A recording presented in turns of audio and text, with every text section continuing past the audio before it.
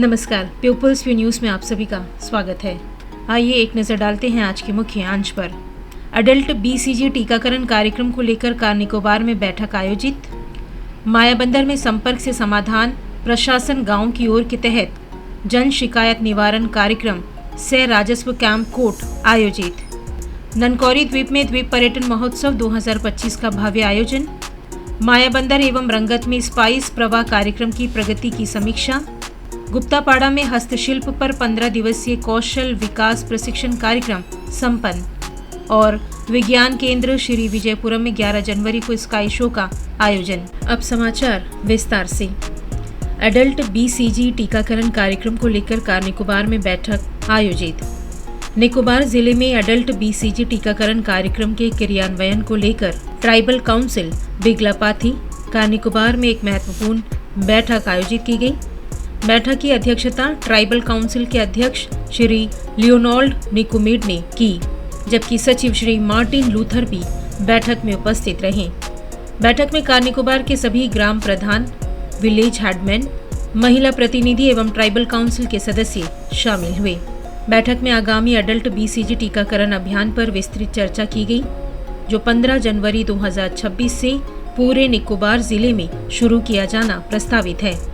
यह अभियान देश भर में चल रहे क्षय रोग यानी टीबी उन्मूलन के लक्ष्य को प्राप्त करने की दिशा में एक महत्वपूर्ण कदम है।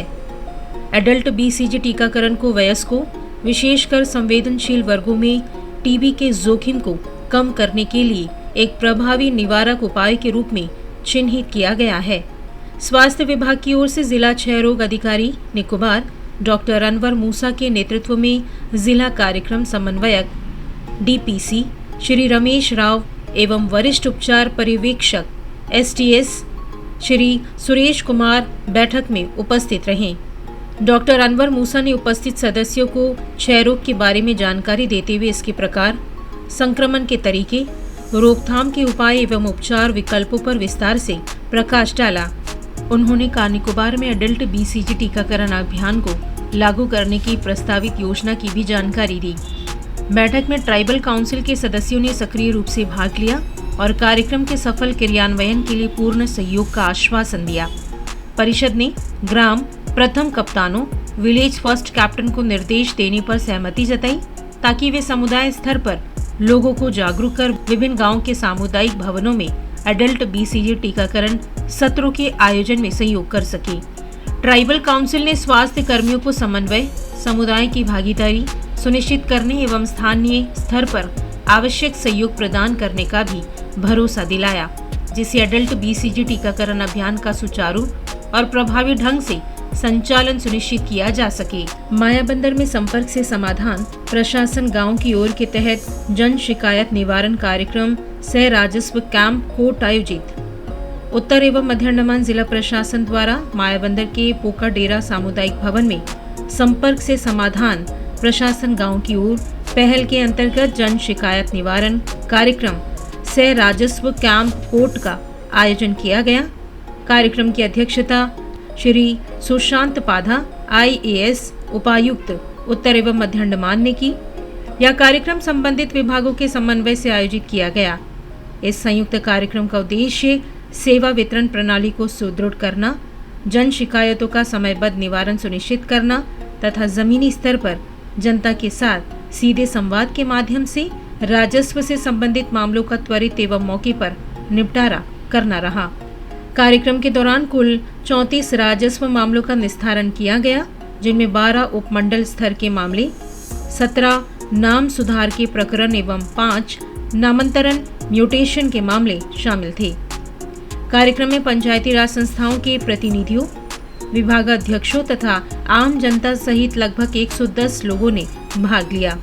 जनसंवाद के दौरान कई सार्वजनिक शिकायतें सामने आई, जिनमें जिला अस्पताल मायाबंदर में ब्लड बैंक की अनुपलब्धता, अस्पताल के शवगृह कक्ष की जर्जर स्थिति, सब्जियों एवं मछलियों के दामों में वृद्धि तथा बेली ग्राउंड में शीत भंडारण, कोल्ड फूड स्टोरेज सुविधा के निर्माण की आवश्यकता प्रमुख रूप से शामिल थी। उपायुक्त उत्तर एवं मध्य अंडमान ने संबंधित विभागों को इन सभी मुद्दों की प्राथमिकता के आधार पर जांच कर आवश्यक कार्रवाई करने के निर्देश दिए। संपर्क से समाधान प्रशासन गांव की ओर पहल। उत्तर एवं मध्य अंडमान जिले में सहभागी शासन व्यवस्था को सुदृढ़ करने के साथ साथ जन सेवाओं की प्रभावी, संवेदनशील एवं उत्तरदायी आपूर्ति सुनिश्चित करने की दिशा में निरंतर महत्वपूर्ण भूमिका निभा रही है। ननकौरी में द्वीप पर्यटन महोत्सव ITF 2025 का भव्य आयोजन। निकोबार द्वीप समूह की समृद्ध सांस्कृतिक विरासत, पारंपरिक कला, रूपों और जीवंत सामुदायिक जीवन का उत्सव मनाते हुए द्वीप पर्यटन महोत्सव ITF 2025 का आयोजन 7 एवं 8 जनवरी 2026 को इंदिरा पार्क ननकौरी में किया गया। इस महोत्सव में ननकौरी समूह के विभिन्न द्वीपों से बड़ी संख्या में लोगों ने उत्साहपूर्वक भाग लिया। महोत्सव ने सांस्कृतिक अभिव्यक्ति, युवाओं की भागीदारी और अंतर ग्राम आपसी संवाद के लिए एक सशक्त मंच प्रदान किया। इस महोत्सव का आयोजन ननकौरी प्रशासन द्वारा सूचना, प्रचार एवं पर्यटन विभाग तथा कला एवं संस्कृति विभाग, अंडमान एवं निकोबार प्रशासन के सहयोग से तथा स्थानीय ट्राइबल काउंसिलों के समर्थन से किया गया। उद्घाटन समारोह में मुख्य अतिथि के रूप में श्री आदित्य संगोत्रा, सहायक आयुक्त ननकौरी उपस्थित रहे। इस अवसर पर श्री चार्ल्स जैकब, अध्यक्ष ट्राइबल काउंसिल कमोटा, सुश्री आयशा मजीद, अध्यक्ष ट्राइबल काउंसिल ननकौरी तथा INS कार्डिप और भारतीय तटरक्षक बल ICG कमोटा के अधिकारी भी उपस्थित थे। कार्यक्रम का शुभारंभ दीप प्रज्वलन के साथ हुआ, जिसके पश्चात नोडल अधिकारी ITF खंड विकास अधिकारी ननकौरी श्री मोहम्मद यूनुस M द्वारा स्वागत भाषण दिया गया।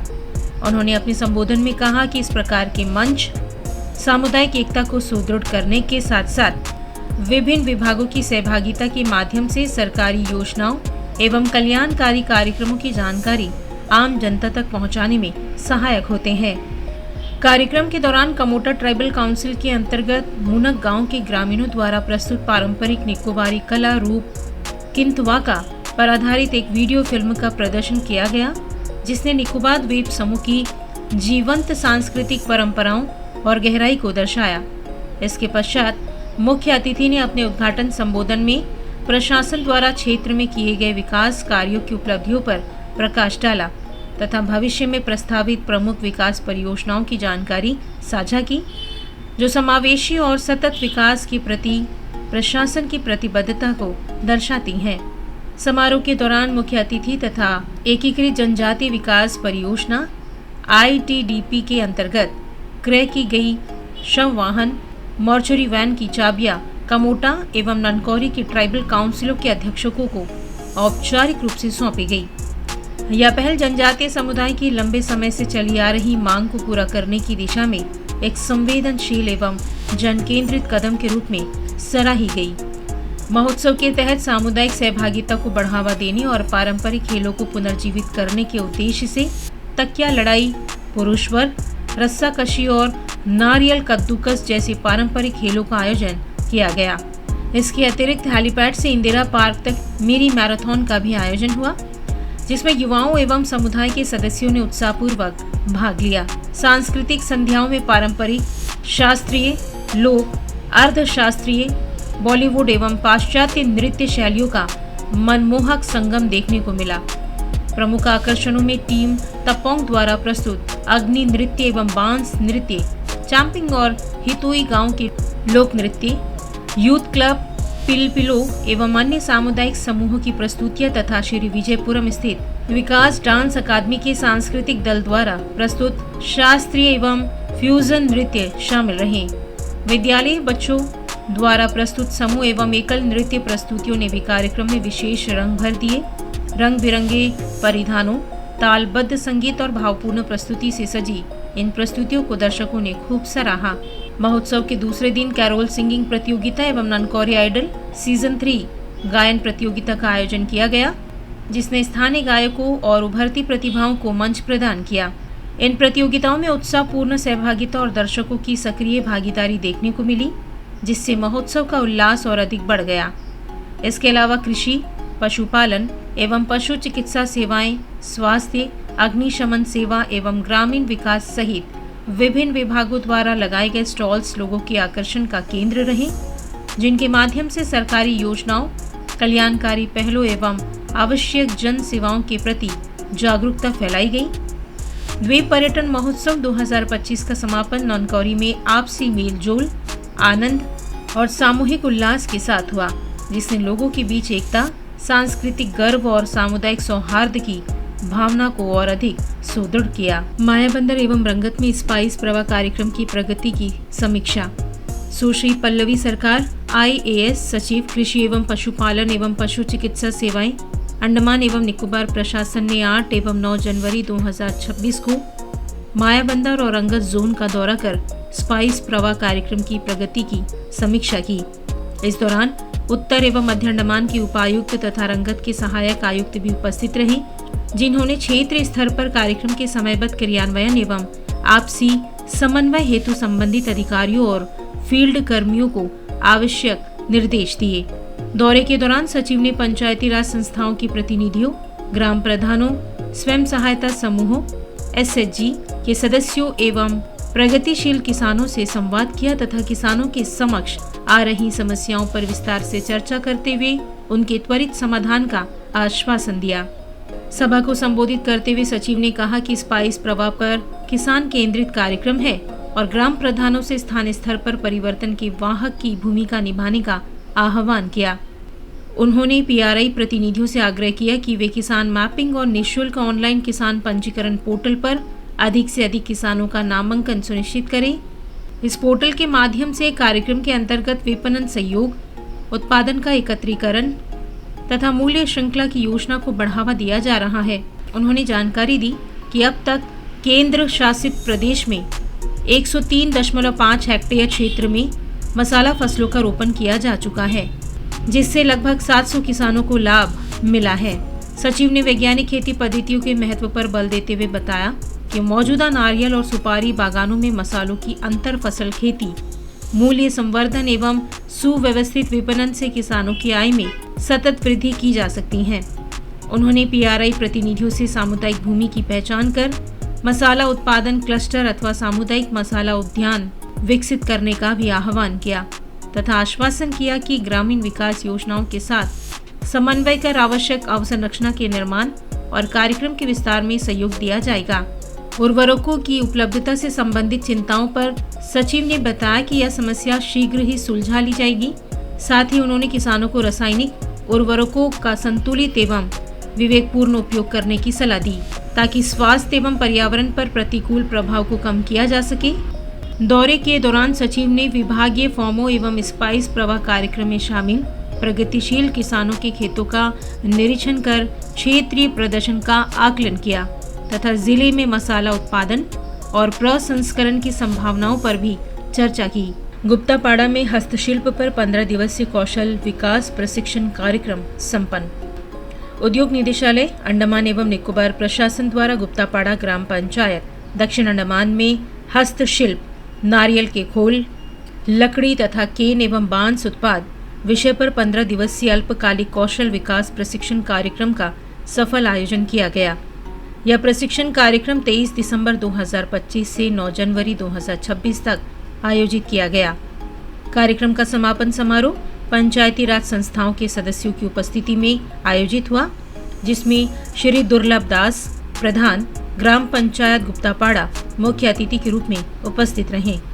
इस प्रशिक्षण कार्यक्रम में कुल 22 प्रशिक्षुओं ने भाग लेकर हस्तशिल्प निर्माण से संबंधित मूलभूत कौशल एवं तकनीकी ज्ञान प्राप्त किया, जिसका उद्देश्य स्वरोजगार को बढ़ावा देना तथा स्थानीय अर्थव्यवस्था को सुदृढ़ करना रहा। समारोह को संबोधित करते हुए उद्योग निदेशालय के उपनिदेशक श्री मोहम्मद इशाक ने विभाग द्वारा संचालित विभिन्न योजनाओं एवं पहलों की जानकारी दी, जो प्रशिक्षण कार्यक्रमों के माध्यम से सूक्ष्म, लघु एवं मध्यम उद्यम MSME के विकास को प्रोत्साहित करती हैं तथा स्थानीय स्तर पर रोजगार सृजन में सहायक है। अपने संबोधन में मुख्य अतिथि श्री दुर्लभ दास ने स्थानीय संसाधनों और बाजार की मांग के अनुरूप व्यवहारिक प्रशिक्षण कार्यक्रम आयोजित करने के लिए उद्योग विभाग के प्रयासों की सराहना की। उन्होंने प्रशिक्षुओं से आग्रह किया कि वे अर्जित कौशल का उपयोग कर स्वरोजगार के अवसर अपनाएं, जिससे उनकी आजीविका में सुधार हो सके और सतत सामुदायिक विकास में योगदान दिया जा सके। यह प्रशिक्षण कार्यक्रम ग्रामीण समुदायों को कौशल विकास के माध्यम से सशक्त बनाने, पारंपरिक हस्तशिल्प को बढ़ावा देने तथा द्वीपों में आर्थिक आत्मनिर्भरता को आगे बढ़ाने के प्रति प्रशासन की निरंतर प्रतिबद्धता को दर्शाता है। विज्ञान केंद्र श्री विजयपुरम में 11 जनवरी को स्काई शो का आयोजन। विज्ञान केंद्र श्री विजयपुरम द्वारा 11 जनवरी 2026 को साया 5:30 बजे से 6:30 बजे तक एक विशेष स्काई शो का आयोजन किया जाएगा। इस कार्यक्रम के अंतर्गत ग्रह बृहस्पति, जुपिटर और शनि, सैटर्न के बारे में रोचक एवं ज्ञानवर्धक जानकारी प्रस्तुत की जाएगी। स्काई शो में आने वाले दर्शकों को श्री विजयपुरम के आकाश का स्काई मैप उपलब्ध कराया जाएगा, जिसके माध्यम से वे ग्रहों एवं अन्य खगोलीय पिंडों की पहचान कर सकेंगे। इसके साथ ही आगंतुकों को शक्तिशाली दूरबीन के माध्यम से शनि ग्रह एवं उसके विशाल वलयों, लॉर्ड ऑफ द रिंग्स तथा बृहस्पति ग्रह और उसके उपग्रहों को देखने का रोमांचक अनुभव भी प्राप्त होगा। स्काई शो के लिए प्रवेश शुल्क 10 रुपये प्रति व्यक्ति निर्धारित किया गया है। इसके अतिरिक्त विज्ञान केंद्र में साया 6:15 पर बबल शो का आयोजन किया जाएगा। वहीं विशेष 3D शो साय 5:30 बजे एवं 6:10 पर प्रदर्शित किया जाएगा। बबल शो के लिए प्रवेश शुल्क 10 रुपये प्रति व्यक्ति तथा 3D शो के लिए 20 रुपये प्रति व्यक्ति प्रति कार्यक्रम रखा गया है। यह कार्यक्रम विज्ञान एवं खगोल विज्ञान के प्रति आमजन, विशेषकर विद्यार्थियों में रुचि और जिज्ञासा बढ़ाने की दिशा में एक महत्वपूर्ण पहल है। सच्ची और तेज खबरों के लिए हमारे साथ बने रहें। वीडियो को लाइक करें, चैनल सब्सक्राइब करें और खबर को शेयर करना ना भूलें। धन्यवाद।